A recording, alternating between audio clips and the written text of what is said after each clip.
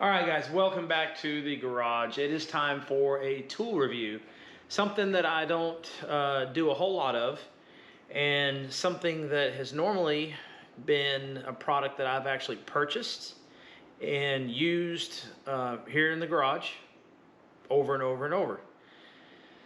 This product is the first product that I have done where a vendor has actually sent me their product and said, do a review on it.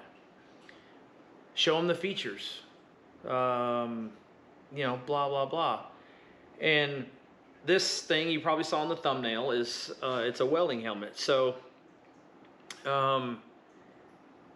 it's an auto darkening welding helmet. It's something that I've never really cared for.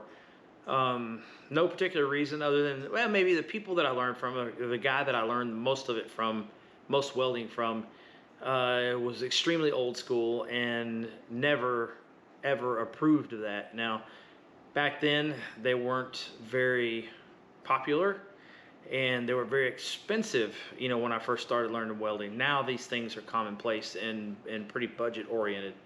So having said that, this company sent this welding helmet to me, asking to show the features and test it out and blah blah blah. And man, I'm here to tell you, I don't get impressed with this kind of stuff very often, but I kind of like this thing. The headband, for starters. You can get this headband to fit any head. It fits me, and it's adjustable, and it's if you can't get comfortable in this thing, you're not going to get comfortable. That's just all there is to it. So I'm going to turn the camera around first. I'm going to show you what the headband looks like. All right, so I really like this feature, and this part hinges around like so that it will fit the back of your head in the most comfortable position, whereas most welding helmets are fitted with a straight back band like that. I don't really care for that. Then the padding on the sweat band is awesome. Another huge bonus for me. And not only that, it has not one, but it has two adjustments. So this thing sits the height of your head, how high it drops down over your face, and then how far it sits, how far it shifts rearward on your head. And that, I'm impressed. I'm kind of surprised. I actually like that. It has a ratcheting mechanism on the sides that when the helmet folds down, it doesn't just swing down and hit you right here in the neck, but it clicks down in certain positions, and you can actually tighten the knobs enough to where it will click, click, click, click, click, and not slam down, or maybe even stop if you wanted it to. So one thing that's another thing that's a pretty stinking good bonus is the size of the face shield. Okay, now I'm going to show you the front of this thing, and it has vision all the way around the side of your face, probably about somewhere around here. Now that, for what the kind of stuff that I do here in the garage, is handy. When you're under a car or in a car doing a roll cage or torque boxes on a Mustang or something, and you have to lay and you got to look out the side like this, and you can't necessarily look straight on, that's pretty stinking handy also. Now check this out. So it uses a non-standard face shield, but it wraps all the way around the side. Now if there's a drawback to any of this, it's kind of hard to see in the camera, but right here there's a little bar that's black, and you can't see through that. If there's one thing that I didn't like about it, it's that. I understand that there's a need for that for support purposes, or for the edge of the auto darkening screen, or whatever the case may be. But that's a small price to pay for visibility out all the way out the side.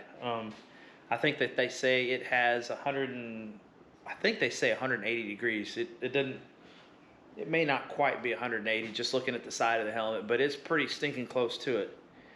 Now, for you guys that do not do bench, or I'm sorry, for you guys that do not do work under the car, and a lot of your work is on the workbench, this isn't as attractive to you because you don't need it.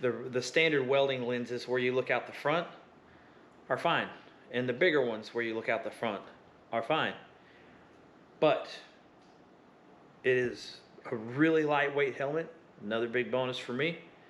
And it has a grinding feature on it too, where the auto darkening doesn't come on, and it's got a full face shield on it, and you can see through it. Pretty handy. All right, let's see. I think you can tell that switch flipped this way is for the weld function, this way for the grind function. All it does is disable the auto darkening feature.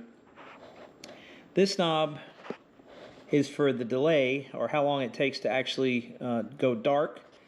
This one is how dark it goes, and this is how sensitive it is to the light change.